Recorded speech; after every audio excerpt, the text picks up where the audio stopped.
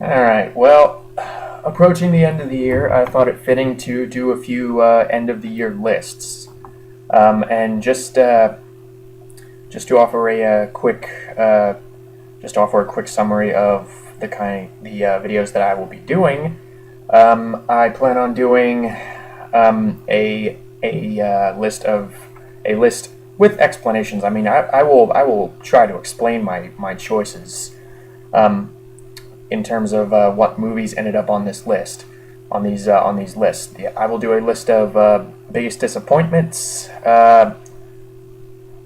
which are basically movies that people really wanted to be good and that I wanted to be good, but they just fell short. They aren't necessarily terrible, at least not all of them, but but um, but they just fell phenomenally short of expectations and just left a lot of people very underwhelmed. And I will do a separate list for the pleasant surprises of the year, which are just movies that I saw that that um that honestly did not look very good to me when I saw the trailers. I mean, I thought they just looked really stupid. Um, and I thought they would be really stupid and really shallow and really bad movies, and they were better than I thought they would be. So that's the second list I'll be doing. The third list is going to be a worst movies of the year list, which will be prefaced by a kind of mini list that will just contain a series of movies that I did not see but I heard were really bad, um, or some of the movies on there I might have seen, but I just I they dodged the bullet, as it were. Same with the fourth list I'll be doing, which is the best movies of the year, which will also contain a little mini list at the beginning, like the honorable mentions, the movies that I may have seen that but may not have deemed worthy of ending up on my list, or movies that I did not see but I heard were just really great movies and really compelling movies.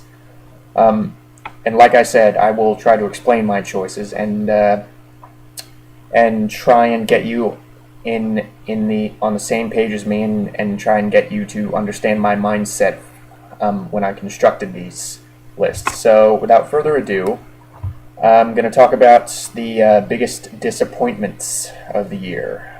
At least, and keep in mind, this is all opinionated. This is all my personal perspective. I'm not. I mean, if you enjoyed these films, or if you think that they should have ended up on the worst movies of the year list, then that does not say anything against you. I'm not trying to alienate anyone here. I'm just, like I said, I'm just giving my personal perspective, my personal reflection on the films of 2013. So the first big disappointment of the year, it was Parker, and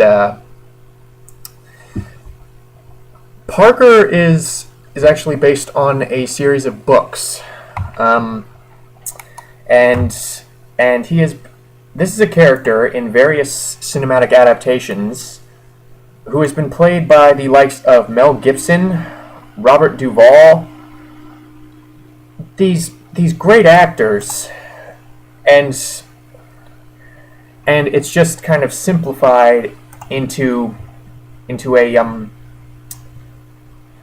into this.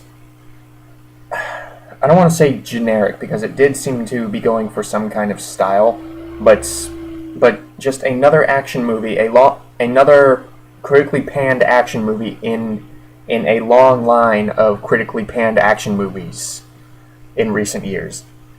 I mean, this is, I mean, a lot like last year's Alex Cross. This is a literary character who has potential to be in some really gripping movies, but just isn't, for whatever reason. Maybe it's the ineptitude of the director or the writer, or the casting. it's I mean, a lot of the times it's difficult to see why something that should have been good is just not. And Parker could have easily ended up on another list of I hear it's going to end up on a lot of people I know's worst of the year list. But like I said, this is a character who has been played by Robert Duvall, Peter Coyote, Mel Gibson, and here's one of the fundamental problems. I think you have all of these great actors, and the next person you choose to take up the mantle of Parker is Jason Statham.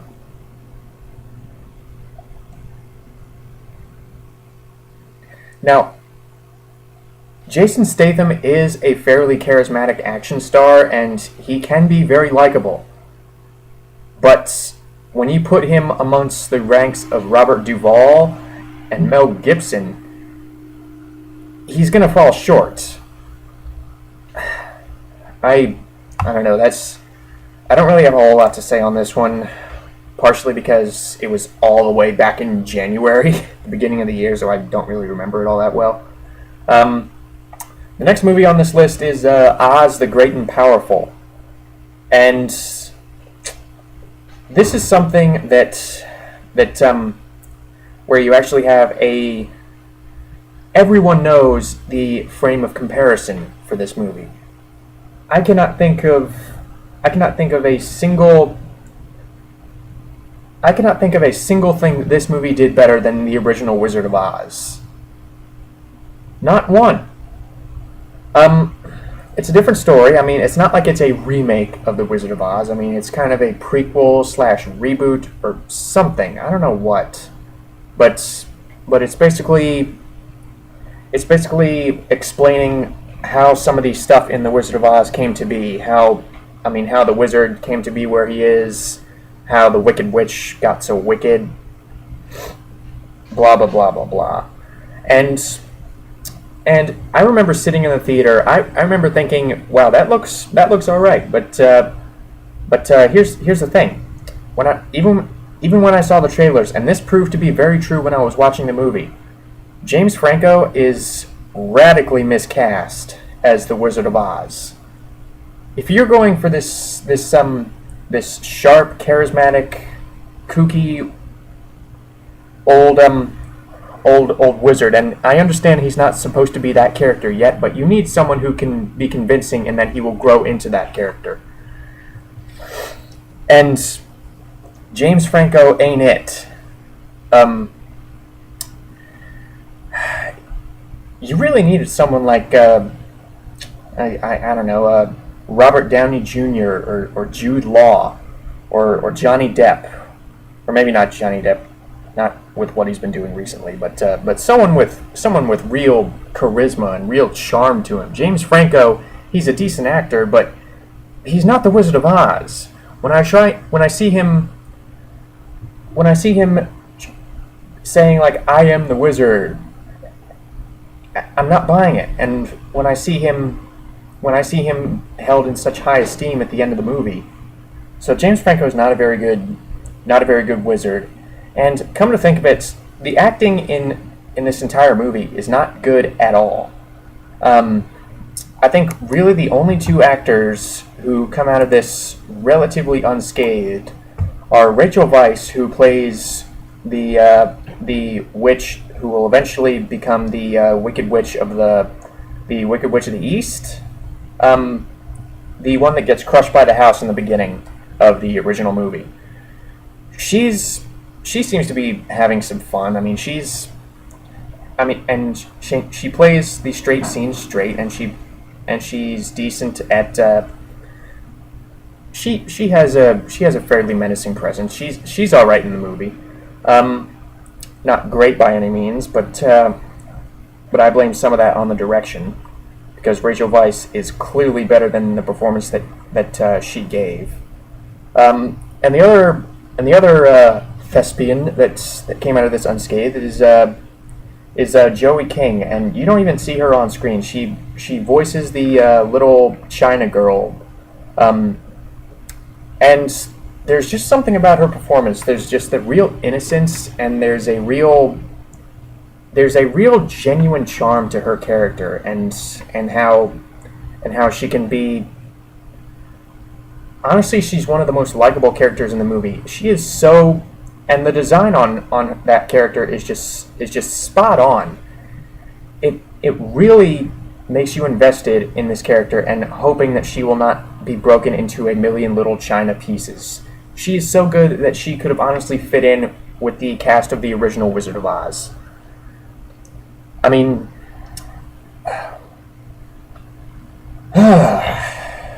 but the rest of the cast,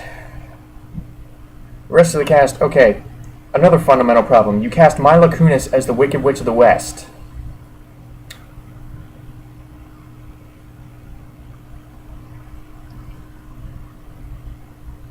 I'm pretty sure I'm in a minority on this, but I think Mila Kunis is terrible as an actress. I think she just has no charisma. I think she has no presence.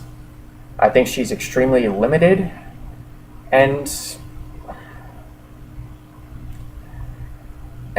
this partially has to do with her terrible performance, because she tries to go over the top. She tries to match the wicked glee of the original Wicked Witch of the West. But the thing is, when she's yelling and screaming and laughing so hard that you think her voice is gonna give out, she does not do it well. Not well at all. She is so terrible in this movie. And when your main and another thing that's wrong with the Wicked Witch's story is that you've reduced one of cinema's most enduring villains, and reduced her origin story to that of a little girlhood crush that ends with said crush shunning said little girl. I mean, she falls in love with James Franco's character after spending all of 5 minutes with him, and then she's sad when he starts to hit on Michelle Williams' character, and that's another thing that's wrong with this movie. The main character is not likable in the least. I hated James Franco's character in this movie. He does not go through any real change. He's constantly taking advantage of the other characters in the movie. He's constantly after personal gain, and it's not like, and like I said, he's not charming. It's not like this Jack Sparrow type character where it's a lot of fun seeing this character only out there for self-preservation. No, throughout the movie I was just going, he is a horrible person, and I hope he dies. Of course, he didn't die. It's a Disney movie. And Michelle Williams, who I know can give good performances, she is so bland and so boring as Glinda the Good Witch. Glinda the Good Witch, I don't think was ever bland. She was overly happy, and she had that tiny little bit of mischief in her eye, but she was never bland. And I think that's where they dropped the ball in Miss Michelle Williams' character, is that they make her so bland and so incorruptible and such an angel that you make her dull, you make her boring. And everything is CG. There are almost no, even the practical sets look CG. The practical sets are when I look at the practical sets, I think to myself, these sets were realized much better in the original. That's what I kept coming back to. Everything in here was done better in the original. The original had dynamic, colorful characters. The characters were likable. The sets were very good. The world was well realized. It was charming. It was funny. This new one had none of that, and throughout the 2 hours that I sat in the theater, I was just thinking to myself, when is this thing going to be over? I mean, this cliched, tired, artificial obnoxious movie. When is it going to be over? I really hated that movie. Next one is geez, The Call. Okay, now The Call is something that I was actually looking forward to.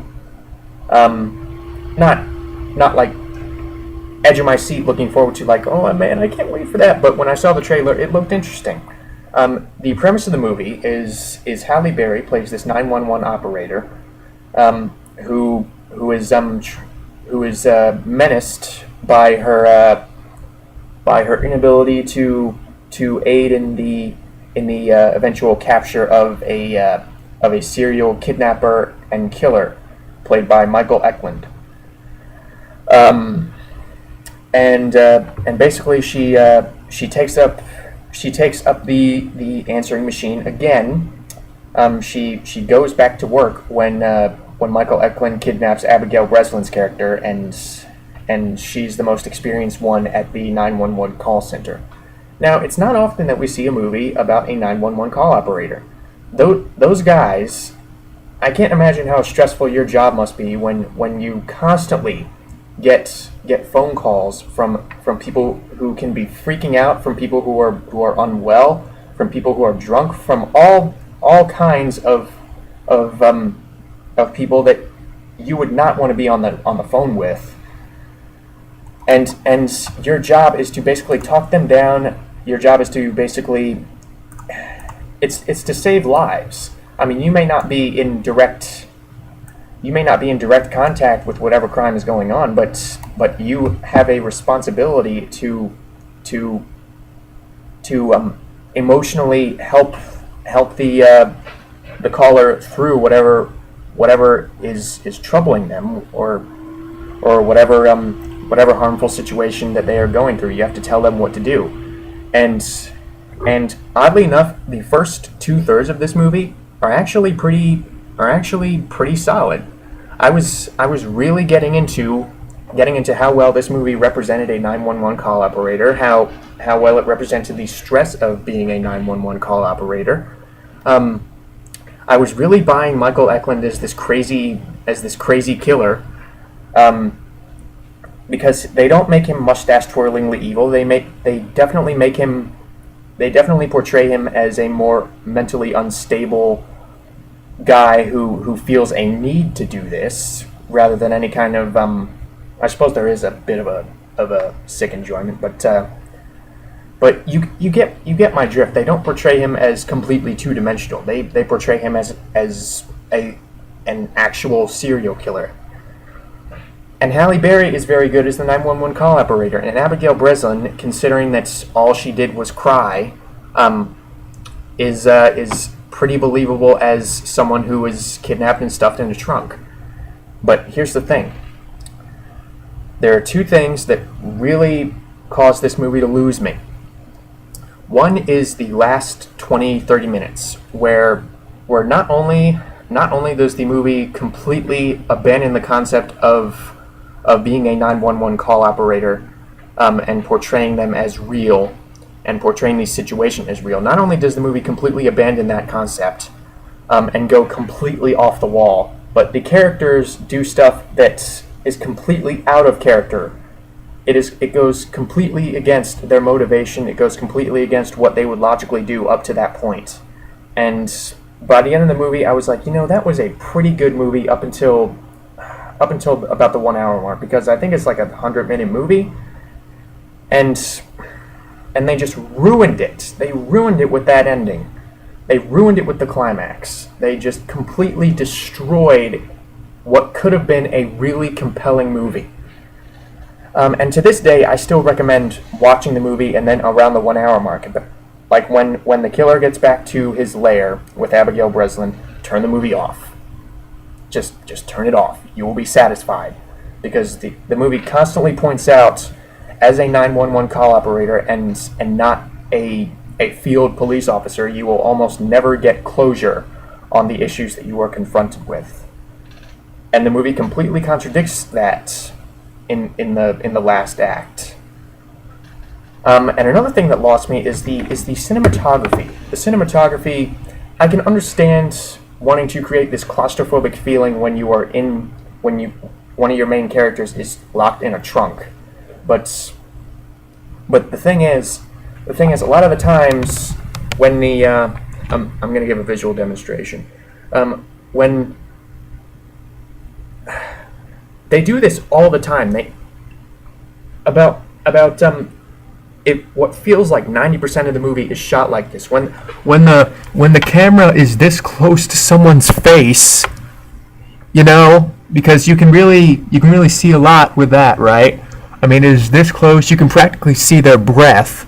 You can see every little blemish or hair on their face.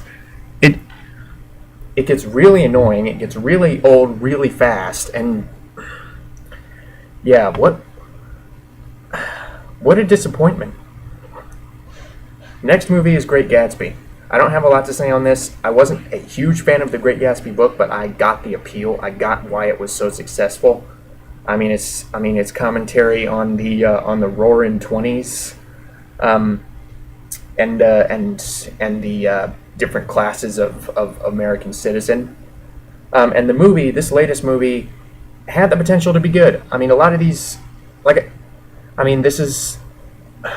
I'm gonna get tired of saying this. This movie had the potential to be good, but if they got a different director, because a lot of what I read about this movie, I didn't see it, but a lot of what I read about this movie basically ruled it as being style over substance. This movie had a cast of talented actors. It had Joel Edgerton, it had Tobey Maguire, it had Leonardo DiCaprio,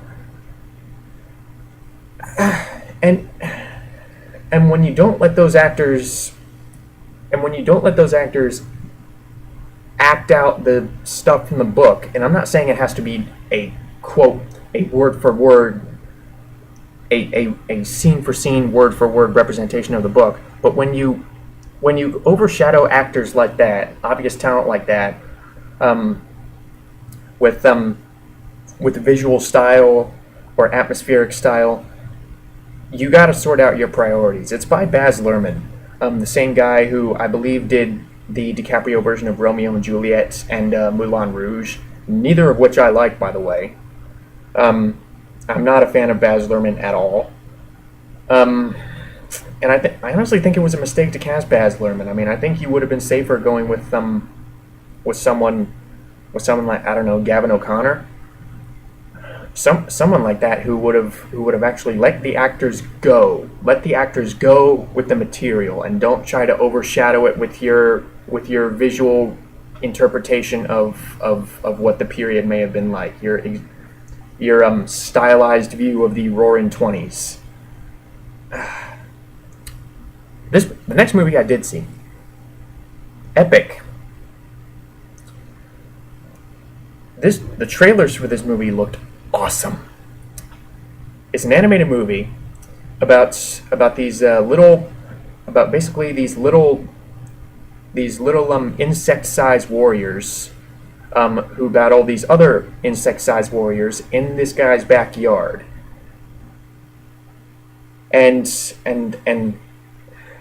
they use this kind of leafy material for armor. It looks like the Lord of the Rings crossed with the Secret World of Arrietty. That's what the initial trailers said to me. But the thing is, when it gets to the actual movie, when I saw the actual movie, I was severely disappointed because A, the celebrity cast was very distracting. There was no reason for Colin Farrell to do the voice that he did. There was no reason for Josh Hutcherson to do the voice that he did, because Beyonce, there was no reason for her to be there. Amanda Seyfried, no reason. There were a few other celebrities, but I can't even remember. Christoph Waltz actually did a good job, but all the rest of them were just kind of there. They didn't really do anything to really define the role, and that's something that has been pointed out to me as becoming an ongoing trend in movies. When you cast a celebrity as a voice just for the sake of having that celebrity do the voice. Now, when that celebrity makes the character their own, where you can't imagine anyone else playing that character, then it's fine, in my opinion. I don't, or even when say there's an animated continuation of, or there's an animated expansion of a live action role, then I don't mind the live action actor or actress doing the voice for their character in animated form. I'm fine with that. But when you take, but the voices in Epic do not sound unique enough, and B, the actors here do not do anything to really define the role. They do not do anything to make you think no one else could play this. And to be fair, some of that has to do with the character design, because you don't imagine the voices like these coming out of these characters. There was no reason for Amanda Seyfried to voice the main chick. Amanda Seyfried's not a very good actress anyway, but I digress. Josh Hutcherson, there was no reason for him to do that voice. Jason Sudeikis as the dad, the very neglectful, kind of unlikable dad. No reason for him to do that voice. You could have easily gotten a voice actor to do that. None of these actors were very convincing in their roles. And another problem with this movie is the fact that they go for a very, very cliched story. The story here we have seen a million times, about how the villain wants to destroy the land, or in this case make it rot, and the heroes like, we won't let you, we won't we must save the trees, we must save the forest. It's Ferngully. It's a remake of Ferngully, Avatar, crappy movies like that. And the third major problem with this movie is the comic relief. The comic relief is completely intolerable. The two slugs they were so annoying. They had no reason to be there. The film kept cutting back to them to do their little unfunny shtick. They were doing something stupid with their eyes. They were doing something stupid with their jiggly bodies. Whether it be them or the really obnoxious father character, played by Sudeikis, the dog, the Christoph Waltz's son in the movie. Every one of these characters could be excised from this film, and you would not lose anything in terms of tone, in terms of the story. When you have animation this beautiful, this animation is gorgeous. But when you have animation this beautiful and use it to tell a story that we have seen a million times before, and not do anything new with it, then what are we left with? We are left with a pretty but cliched piece of children's story, of a children's movie that will not keep your attention for 1 minute, because you can predict everything that is going to happen in this movie. There are no surprises. Next movie, Only God Forgives. Only God Forgives. Okay, this, again, I don't have a whole lot to say about this, because this is just another one of those movies that completely wastes the talent of the people working on it, because this thing has Ryan Gosling reuniting with his director from Drive. Drive is a good movie. Drive had an actual story. Drive had actual characters in it. Only God Forgives is a nonsensical mess. Is a pretentious, nonsensical mess. It's a pretty mess, but that does not change the fact that it is a mess. kind of like Epic. Just because this story is pretty does not mean it is an interesting story. It's interesting to look at, but there's only so many. There's only so long that you can look at something,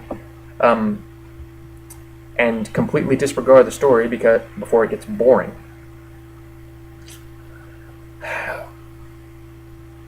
And only God forgives. You might as well just call it the disappointing sequel to Drive, because I've heard it's fairly similar to Drive. It's shot about as well as Drive, but it has none of the narrative flow, none of the dynamic characters, none of the acting talent. I heard Ryan Gosling is not very good. That's a hard hitter. Director of Drive, making something this widely panned. There were people that laughed this movie off the screen. There were critics who could not take this movie seriously. It is that bad, which is a major step down from the critical acclaim that was surrounding this director a few years ago. Okay, I've tooted my horn about this movie for a while. Next movie on this list is Man of Steel. And Man of Steel has good things in it. The cast is fantastic. The effects are very good, despite the fact that there is too much CGI.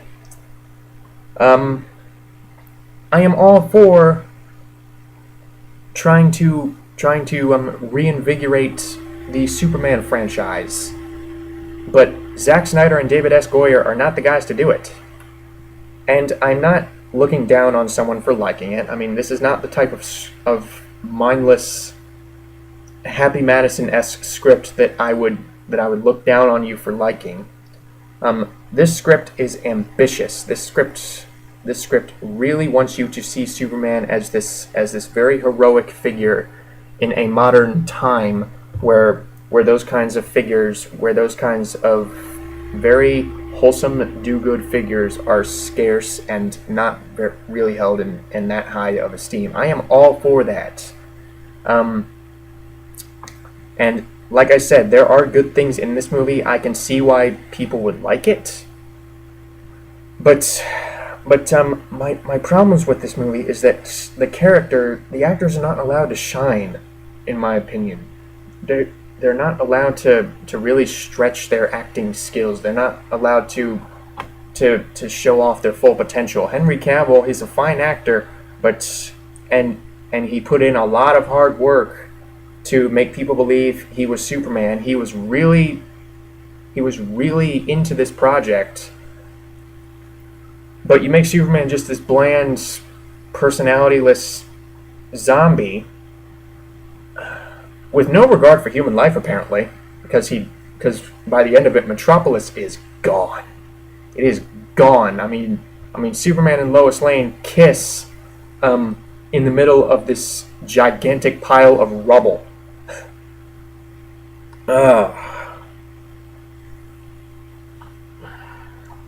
Michael Shannon, complete miscast, complete missing of the idea of General Zod. He's really pretty terrible as General Zod. He is over the top. He is cartoonish, and I'm not talking. When it came to a movie that is lighter in tone, like the first two Richard Donner movies, the slightly hammy General Zod played by Terrence Stamp worked, and he was actually kind of intimidating. And Terrence Stamp, here's the thing, Terrence Stamp had an authoritative and intimidating presence. I mean, you can believe that this guy was this really hardcore general. Michael Shannon, he sounds like Jon Favreau, who is not intimidating in the least, and he's sporting this really goofy-looking haircut that looks like a cross between Mo Howard and Julius Caesar. He has this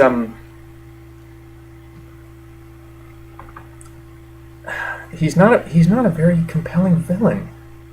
He's not a very compelling villain because all he does is scream and or whisper like this, looking very bored. He's not a very good villain. Russell Crowe is all right. Amy Adams is okay. But the people in Metropolis had no reason to be in the movie. Lois, about the halfway point, has no reason to be in the movie. The Christopher Maloney character, complete waste of Christopher Maloney on a nothing character. Same with Dr. Hamilton, Dr. Emil Hamilton, the character of Dr. That character is wasted. He's thrown in there to say, "Oh, hey, Dr. Emil Hamilton, he's from the comics."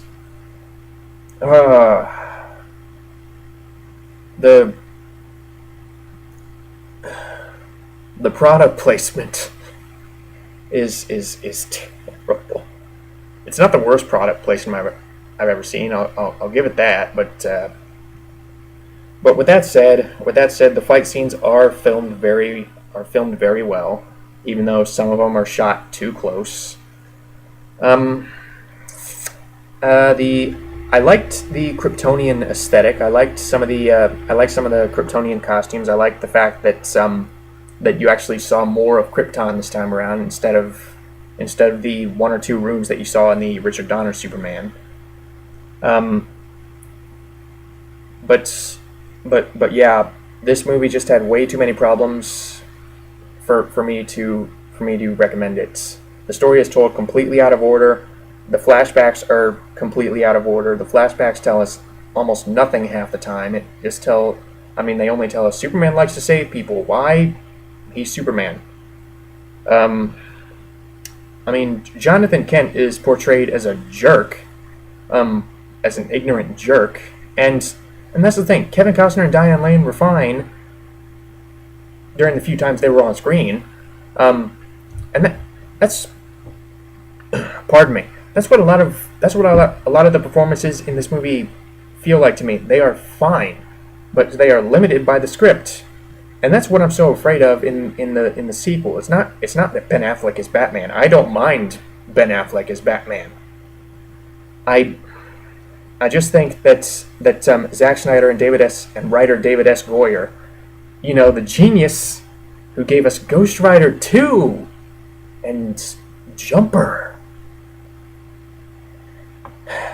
These guys really are the wrong guys to bring these heroes to life, and the fact that they are moving forward in trying to expand the cinematic DC roster, I have no faith. Until a major change comes, maybe the sequel will be good. I'm not going to say that there is zero possibility that it is good, but yeah, didn't like Man of Steel, and another movie I didn't like is The Lone Ranger. Okay, here's the thing.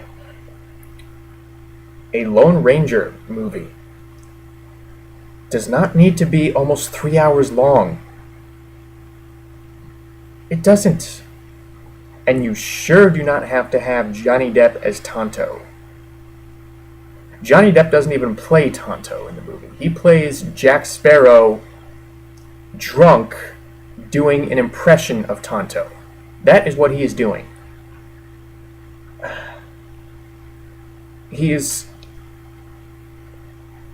Gore Verbinski is the wrong guy to do this. He is the wrong guy to make a Lone Ranger movie. You really needed someone, or maybe why do we even need a Lone Ranger movie?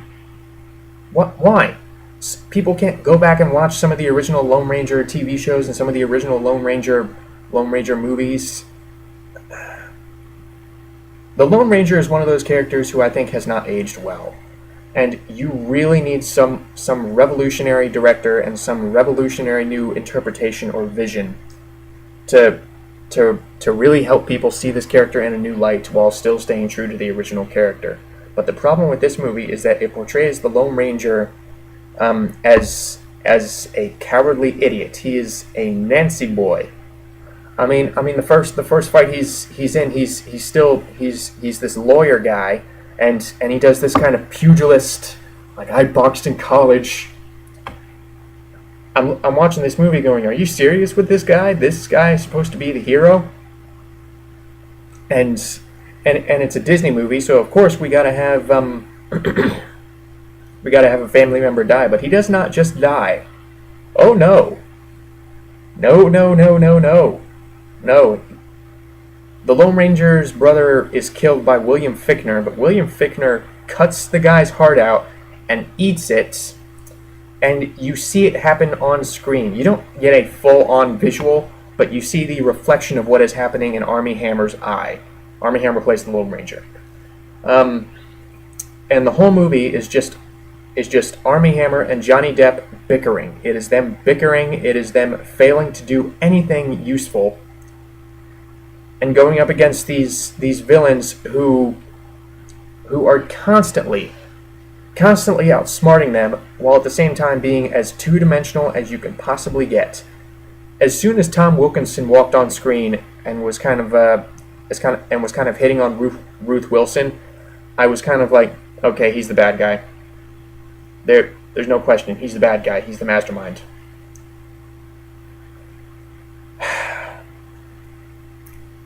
And this movie had a budget of nearly $300. This movie had a budget on the same level as the Pirates of the Caribbean movies, Gore Verbinski's other over-budgeted movies. But the thing is, you do not need a budget of $300 million to make a Western. And it shows that there are stunts in this that could easily kill any human being, and you could call, like, oh, it's supposed to be tongue-in-cheek, it's supposed to be very swashbuckly. No, because there are very dark moments in this film. There are moments that will easily scare away little kids, that completely contradict whatever tone that was established in the scene prior.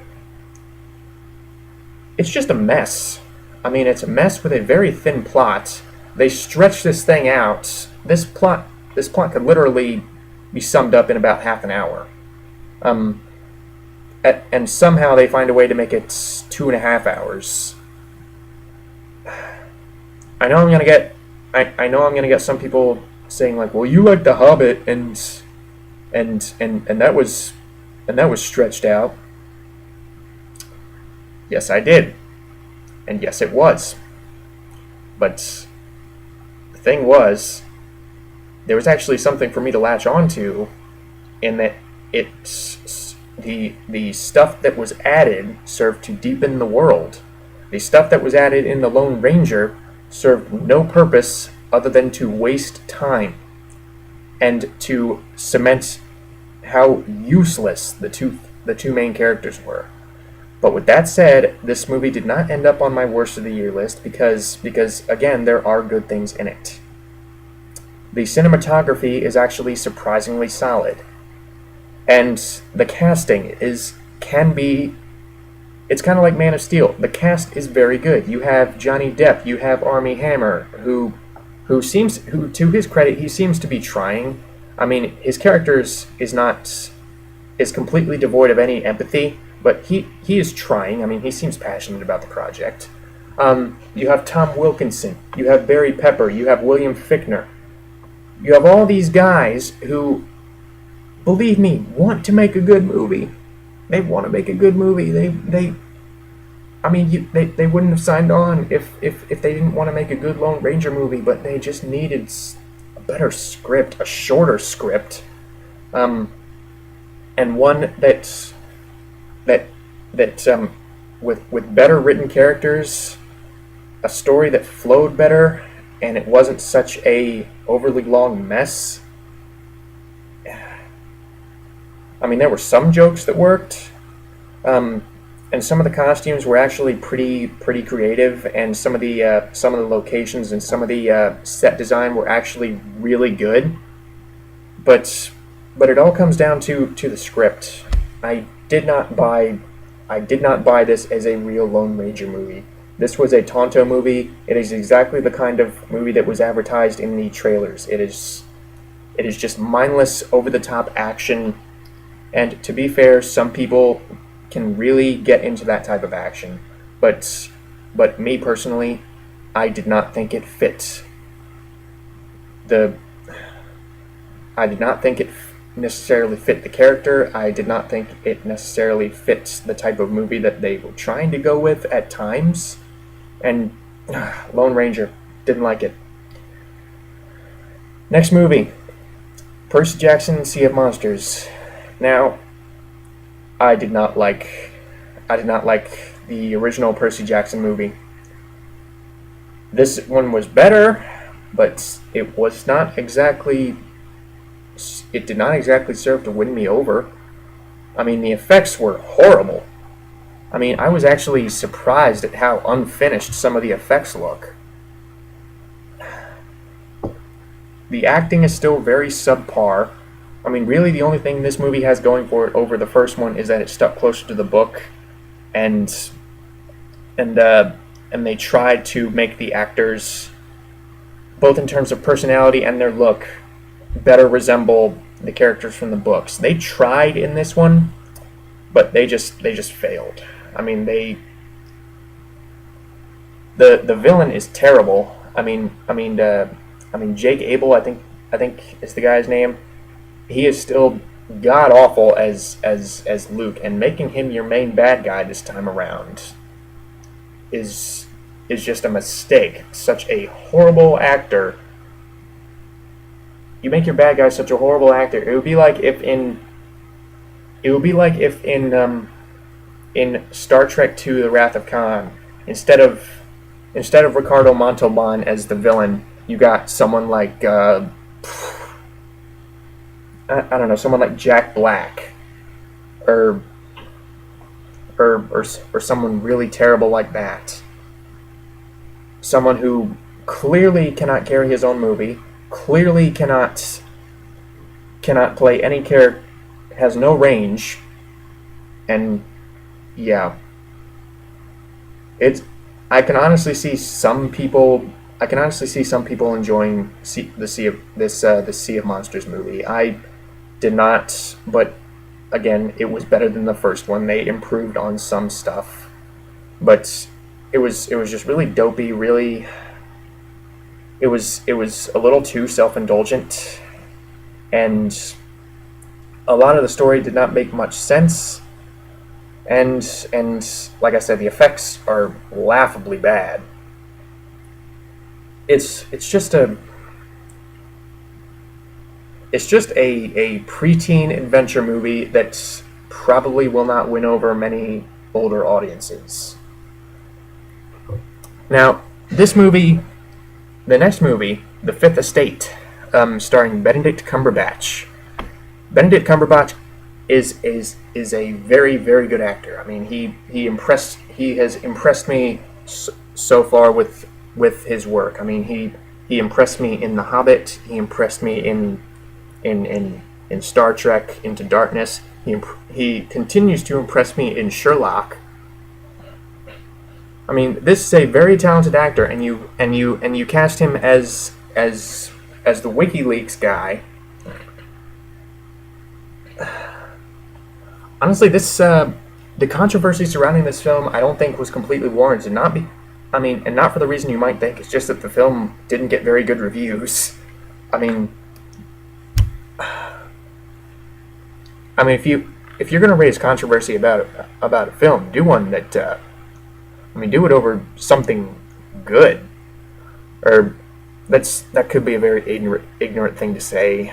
I mean, obviously, a lot of us would like to avoid controversy, but apparently the real guy behind WikiLeaks did not like how they portrayed him in this movie, and repeatedly pleaded with Cumberbatch to not take part in it.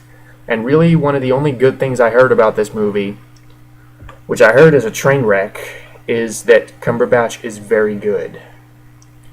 But But other than that, I've heard nothing but crap about this movie. And someone as interesting as the person that they are portraying, I think really deserves a very compelling movie. This could have easily been something akin to Shattered Glass, where or some other interesting, compelling biographical drama like that, where you take this controversial figure, and portray him in a realistic light. And this movie did not do that, which is disappointing, because this seems like the type of guy who would make for a very intriguing movie. And the final big disappointment of note this year was Ender's Game. Here's the thing. From general audiences just looking for a good time, I've actually heard this movie is not that bad. But for the people who have been fans of the book for years, even those who are repulsed by Orson Scott Card's views, then this was the movie that you waited all year for. You waited for since it was first announced, since it first got the green light. I mean, this is the type of movie where fans of the book needed it to be good. They desperately wanted it to live up to their expectations. They desperately wanted it to live up to the intelligence of the book. They wanted it to raise the same questions as the book. They wanted to feel the same sense of wonder and intrigue that the book offered. And to make it into a generic action movie, to make it into just another space action movie, is kind of a slap in the face. Because this movie had the cast, like I said for a lot of these movies, it had the cast to be very good. And Gavin Hood is not the guy I would have chosen for this movie, but he's not a completely incompetent director. But for something like this, I think you really needed someone like I don't know, Alfonso Cuarón or Christopher Nolan, or someone really intelligent like that who can really treat this material with the kind of intelligence that it deserves. Or even Francis Lawrence. I mean, Francis Lawrence could probably make something really good out of this. I mean, Gavin Hood, I think, missed the mark. And a lot of the cast. This cast is actually very good. I mean, the title character Ender is played by Asa Butterfield, who impressed me very much as Hugo in the Scorsese movie. It has Haley Steinfeld, who